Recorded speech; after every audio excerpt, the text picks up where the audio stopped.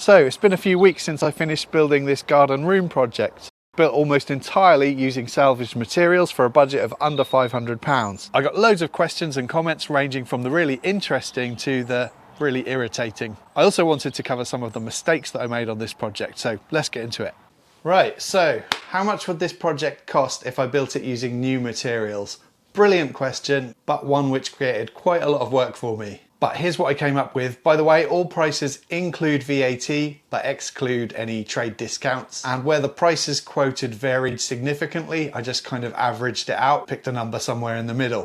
I used concrete paving slabs to create an air gap underneath the building. The cost of those new would be around £64. And by the way, that excludes the extra slabs that I laid around the perimeter of the building. Pressure treated 3x2 for the floor structure would be £42. Enough 30mm PIR insulation to do the entire building. That would cost around £150 new. It's actually not what I would have chosen to use, more on that later. For the flooring, you'd need at least 6 square meters of solid oak. The average price I found was around £70 per square meter, so that's a total of £420. The stud work for the walls and the roof trusses too. I used untreated timber, but I charred it for extra protection. So to keep this like for like, enough untreated 3x2 timber would cost £142. Hardwood glazing beads, £26. 2 double glazed units similar to the ones that I used would cost around £90. Enough 18mm OSB for the roof would be £80. For the EPDM rubber and adhesive, £180. Breathable membrane, £50. The UPVC French doors would be around £800. 2 UPVC windows similar to the sizes and designs that I have here would cost another £800. Roof battens, £57. You'd need about 14 square meters of untreated redwood pine for the cladding at a cost of around £340. Enough decking boards to do the area at the front,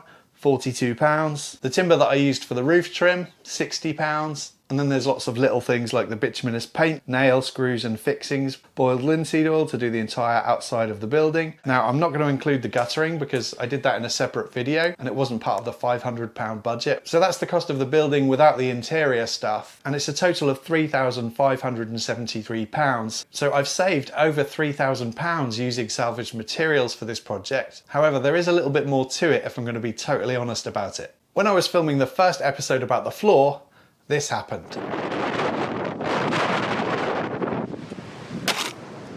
The repair bill for that, £320. Secondly, if you were to factor in the amount of time it took to go and collect, de-nail, de-screw, repair, clean, store, cut clean ends, move around and just generally fettle with all of the salvaged materials that I worked with, it's really hard to put a number on all of that stuff, but if I was charging a day rate and I factored that all into the costs, I reckon as a guess I've probably still saved around £1,500. Thirdly, some of the materials that I only used because they were salvaged. So for example, the redwood pine that I used to make the cladding, even though it's much better quality than the spruce or whatever species it is that they use in the cladding available to buy from a timber merchant, I probably would have just bought some pressure treated shiplap or maybe some untreated shiplap and charred it in the same way as I did in this project. But yeah, I think that's about the best I can do on this question. Why didn't I make it bigger? Now, I assume that everyone who asked this question hasn't had much experience trying to source long lengths of salvaged timber and doesn't realise just how hard it can be, which is why I ended up having to buy 2 3.2 metre lengths to span the length of the roof, because over the course of 6 months or so, I had no luck finding any salvaged materials that were long enough. And because I designed the building based on what materials I had available, it is a bit of a quirky size. It's roughly 8x8 on the inside, but not quite. Having said that, the plans that I made for this project are a conventional size because they were designed so that people can build this easily with off-the-shelf materials. Links to those plans will be down below, by the way, if you're interested. All that aside though, we really don't need a huge garden room. There's only 3 of us living here, so space for a sofa and an extra chair, that's all we really need. We also didn't particularly want it protruding and taking up more space on our lawn. Why did we choose matte black? There are a few reasons. Firstly, it feels quite cozy and enclosed, which I quite like. Secondly, when you look out at the garden, all of your attention is just drawn to the outside, which is nice. Thirdly, I am going to be using this space for filming quite a lot, and I really like the way that a black background looks on camera, especially when it's flooded with natural light from the front. Finally though, this is going to be a place where we come and watch TV. Well, YouTube I should say, seeing as we have no intention of installing a TV aerial. And that leads me on to another question, which was, are we going to be running power out here? So initially I was trying to think of ways that we could run an armoured cable from the house to the garden room, but that was going to be problematic and very expensive for a few reasons. One of those reasons being that we have no spare ways in our consumer unit. Plus there's the issue of running the cable, because they're meant to be buried 450 millimeters, I think is underground, or they can be clipped to a fence, but as you can see, we don't have a fence, and that's because we can't have a fence here because we have an oil tank. So by far the best option for us was to have the room completely off-grid, and that's where the sponsor of this video comes in, Bluetti. This is the AC200L, and Bluetti make bigger, more powerful units than this, and smaller models too, but this will do more than enough for what we need. This one comes with 4 230-volt AC outlets, capable of delivering up to 2,400 watts or 3,600 watts using the power lifting mode. It also has 2 100-watt USB ports and 2 DC outlets. And with it, I got the solar panel kit, which is going to keep the power unit charged up, meaning that we'll never have to pay for the electricity that we use in the garden room. With the solar panels, it's capable of charging up in as little as 3 hours with the right conditions, but there are lots of other ways to charge it up too, like using a household power socket, 12-volt car outlet, or a generator. You can also monitor and control the power station from a smartphone using the Bluetti app. And the garden room isn't the only use that we have for this device either, because since moving out to the countryside about 5 years ago now, we've noticed we get a lot of power cuts here, sometimes for as long as an entire day and evening. Like that time I had to set up a battery operated light so that I could install the new flooring in my workshop. Anyway, next time that happens, because me and my wife work from home a lot, we can just continue working using the Bluetti as our power source. If you're interested in checking out what Bluetti's power solutions can do for you, head to the link in the description box below. What about the cost of the tools? I have to admit, this is a question that really winds me up. And I get it at least a couple of times a week, usually on Facebook. And to those people, I usually say, when a TV chef, Gordon Ramsay or someone like that, prices up a recipe, do they include the cost of their oven, their chef's knives, their pots and pans? Of course not. You don't buy those things each time that you cook, just like I don't buy new tools for every project. Another similar question that winds me up is, I bet you couldn't do that without thousands of pounds worth of tools. And to those people I say, that's exactly what I was doing 10 years ago, when all the tools I had were either hand-me-downs or the cheapest things from Argos. Your insulation is going to do nothing. While I accept that 30mm PIR insulation isn't ideal, I would have much preferred to use 50 or 60mm. It was cheap, it was reclaimed, and so it fit the criteria for this project. And when you look at the R numbers, 30mm PIR insulation is actually more effective than I expected. It should be between 5 and 10 degrees Celsius warmer in the winter and 5 to 10 degrees cooler in the summer, so I'm pretty happy with that. Your framing is too wobbly, it needs bracing. This seems to come up every time I build any kind of outdoor structure, which is why when I built this shed in 2020, I did a shoulder charge at it just to show how stiff and rigid the structure is once cladding is added. I thought I'd recreate that now.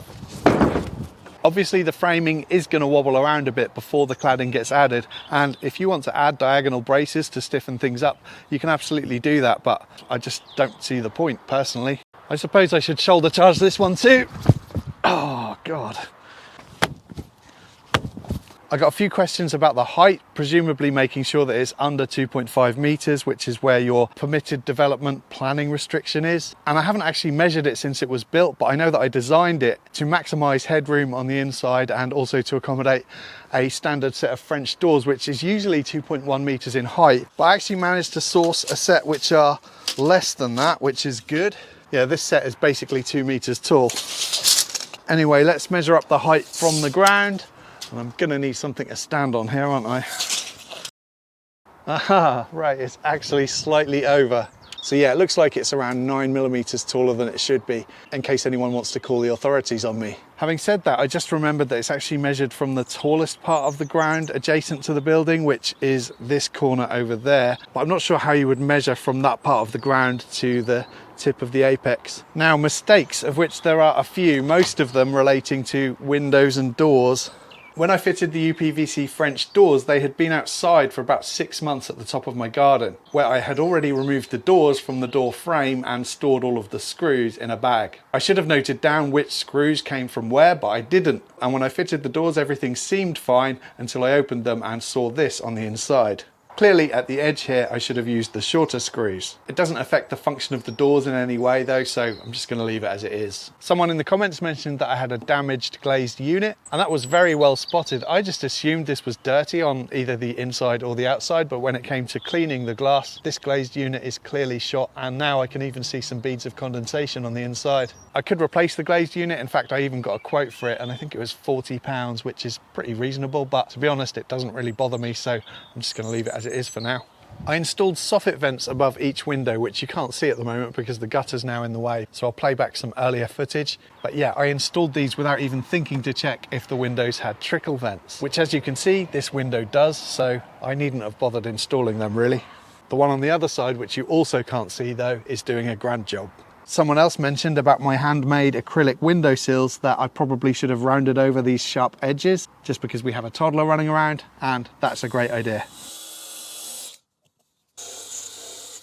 By far the biggest mistake though, and the one that really irks me quite a lot, was using what must have been the lowest quality salvaged MDF that I've ever had the misfortune to work with. I showed in a previous video filling the holes, and in those areas where I sanded I got a horrendously fluffy surface, the worst area of which is right here and here. I'm not sure how much that will show up on camera. I hoped that after a few coats of primer and paint that fluffiness would go away, but it didn't, and to resolve this I think the only thing I could really do would be to sand the entire panel by hand and then paint again, which might help, but I'm not really sure. Finally, some updates about finishing touches added to the garden room since the last video. I added these window blinds for when we use the TV. I got these door hooks to keep the doors open, and this was one of those simple jobs that turned out to be a complete nightmare because regardless of where I positioned the hooks in relation to the eyelets which were secured to the doors, the hook just worked its way out whenever the wind blew. So in the end, I heated up the end of the hooks and reshaped them.